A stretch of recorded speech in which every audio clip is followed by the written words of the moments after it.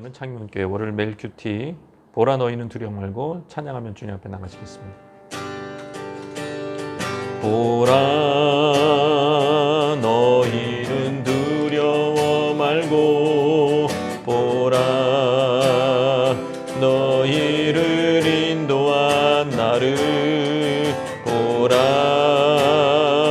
너희는 지치지 말고 보라 너희를 구원한 나를 너희를 치던 적은 어디 있느냐 너희를 억누르던 원수는 어디 있느냐 보라 하나님 구원을 보라 하나님 능력을 너희를 위해서 싸우시는 주의 손을 보라 보라 하나님 구원을 보라 하나님 능력을 너희를 위해서 싸우시는 주의 손을 보라.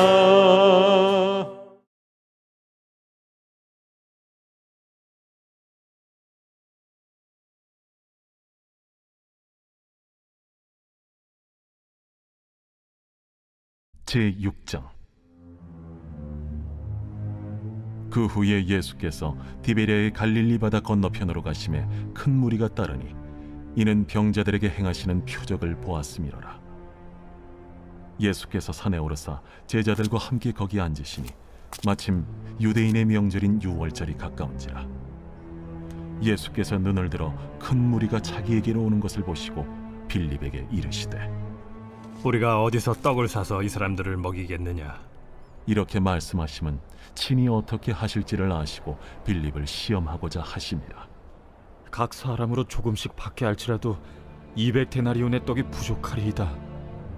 제자 중 하나 곧 시몬 베드로의 형제 안드레가 예수께 여짜오되 여기 한 아이가 있어 보리떡 5개와 물고기 2마리를 가지고 있나이다. 그러나 그것이 이 많은 사람에게 얼마나 되겠사옵나이까? 이 사람들로 앉게 하라.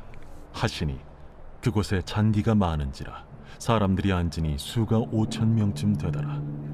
예수께서 떡을 가져 축사하신 후에 앉아있는 자들에게 나눠주시고 물고기도 그렇게 그들의 원대로 주시니라. 그들이 배부른 후에 예수께서 제자들에게 이르시되 남은 조각을 거두고 버리는 것이 없게 하라. 이에 거두니 보리떡 5개로 먹고 남은 조각이 12바구니에 찼더라. 그 사람들이 예수께서 행하신 이 표적을 보고 말하되 이는 참으로 세상에 오실 그 선지자라. 그러므로 예수께서 그들이 와서 자기를 억지로 붙들어 임금으로 삼으려는 줄 아시고 다시 혼자 산으로 떠나가시니라. 요한복음 5장에서는 베데스다 못가에 38년 된 병자를 고치셨고 안식일에 이런 일을 행한다 하여 시비가 붙었습니다. 유대 기득권층과 한참 논쟁하신 후에 6장에서는 예수님의 활동 무대가 바뀝니다. 예루살렘이 아니라 고향 마을 갈릴리였다. 한 6개월의 시간이 흐른 후에 예수님은 또 유대 절기 유월절을 배경으로 이때가 이제 AD 29년 4월 정도였다고 해요. 그때 이제 갈릴리 사역을 하고 계시는 거죠. 이스라엘 백성들이 예수님을 따릅니다.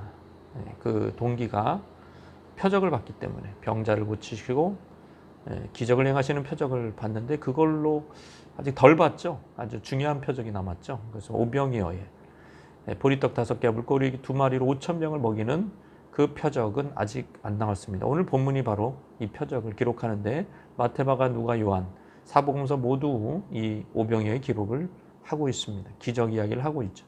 예수께서 산에 오르사 제자들과 함께 거기 앉으시니.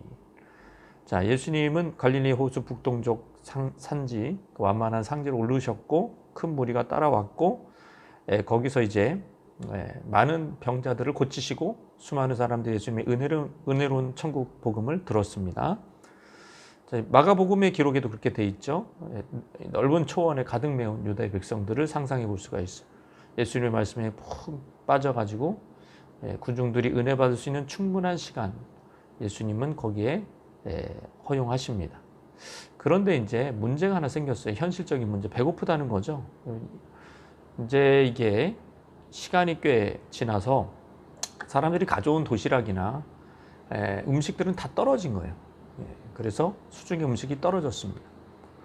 마가복음서에는 이 오병이어의 기적이 일어나기 전에 3일 동안 이 무리가 예수님과 함께 있었다는 거죠. 다 소진이 됐어요.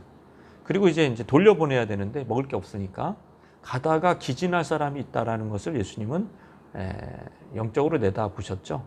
신적으로. 그러니까 이제 이걸 어떻게든 해결해야 되겠다. 그들을 불쌍히 여기신 예수님은 빌립에게 이런 질문합니다. 눈을 들어 큰 무리가 자기에게 오는 것을 보지 빌립에게 이르시되 어디서 떡을 사서 이 사람들을 먹이겠냐.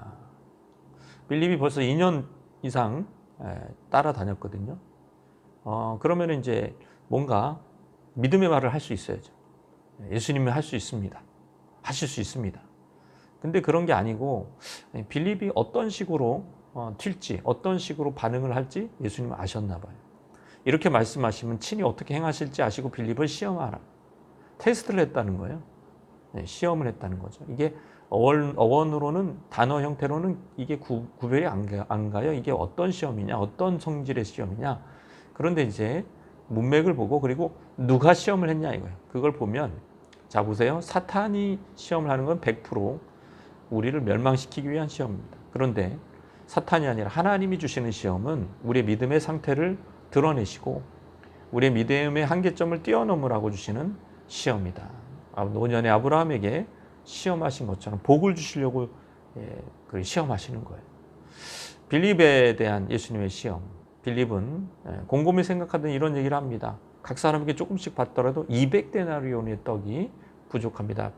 이 한 데나리온은 당시 노동자 하루 풍sak. 지금 시세로 일당 10만 원이라 그러면 4천만 원. 모질합니다. 조금씩 걷어도 이 정도 지금 모질합니다. 우리는 돈이 없습니다. 아주 현실적인 대답을 하는 거죠. 계산기를 잘 두드려보고 빠른 계산으로 이건 불가능합니다. 우리는 해결할 수 없습니다. 각 사람에게 조금씩 받아도 크게 모자랍니다. 빌립이 고려하지 않았던 것은 예수님의 기적이 그러니까 이제 병 고침에서 그 한도가 거기서 끝나지 않는다는 거예요. 그러니까 빌립이 경험한 건 병 고침, 이렇게 귀신을 내쫓는 거 그런 것만 봤죠. 그러니까 예수님의 기적은 그런 거에만 이렇게 국한이 됐냐? 아니다. 물질을 공급할 수 있는 분이다. 지금도 마찬가지죠. 우리에게 믿음을 살펴보면 물질을 공급할 수 있는 분이라는 거는 또 없어요. 예수님은 내 죄를 용서해 주시고 내 앞길을 인도해 주시는 분. 요 정도지 물질을 공급해 주는 그런 거는 또 없어요. 이게 빌립의 믿음이죠. 그게 눈에 보이는 자원만 생각을 하는 거예요. 현실적인 자원. 그거는 빌립의 믿음의 부족함이죠. 그때 마침 주님 손에 작은 도시락 어린이가 한 아이가 있어. 보리떡 5개, 물고기 2마리 가지고 있는데 그거 드리는 이제 약간 어떻게 보면 계산이 지금 별로 계산할 줄 모르나 이 사람? 안드레입니다. 소년 같은 마음으로 같이 소년의 도시락을 뺏지는 않았겠죠. 같이 잘 이렇게 구슬려 가지고 소년의 도시락을 갖고 온 거예요. 그래서 보리떡, 지중해에서 가장 흔한 음식이었고 발효를 시켜서 납작하게 빚어본 떡입니다. 물고기, 작은 물고기입니다. 이거 가지고 이제 주님 손에 올려드린 거예요. 안드레는 이렇게 얘기해. 그것이 이 많은 사람에게 얼마나 되겠습니까? 이걸 가지고 예수님이 기적을 일으킬 거라고 생각을 하고 드린 게 아니라는 거예요. 그냥 드렸어요. 일단 드렸어요. 그러면서 아이고 이거는 턱없이 부족할 건데. 안드레도 그래도 바보는 아니잖아요. 그러니까 이거는 턱없이 부족할 건데 왜 이러고 드렸어요. 그러니까 중요한 거는 드려야 된다. 자, 오병이어라도 드려야 결핍의 문제를 해결할 수가. 예수님께 드렸어요. 예수님 받으시고 이걸 예수님한테는 오병이어나 몇만 명의 식량분이나 별 차이가 없는 거예요. 근데 우리가 드리는 거 가지고 기적을 베푸신 걸 보면 이게 뭔가 영적인 원리가 있나? 라는 생각을 해야죠. 예수님이 하나님의 아들이시면은 뭘 안 드려도 오병이 없어도 그냥 기적을 행하시면 되지. 근데 그런 식으로는 기적을 행하지 않아요. 아하방의 통치직의 사르밧 가부도 마찬가지죠. 기적이 일어날 때 그 기름이 막 쏟아져. 그냥 없는데 막 기름이 쏟아져. 그런데 자기의 그릇만큼. 그죠? 그 그릇이 뭔가 이거죠. 그게 아니고 그거죠. 기름 한 줌, 그리고 곡식가루 한 줌, 기름 몇 방울, 그걸 드린 거죠.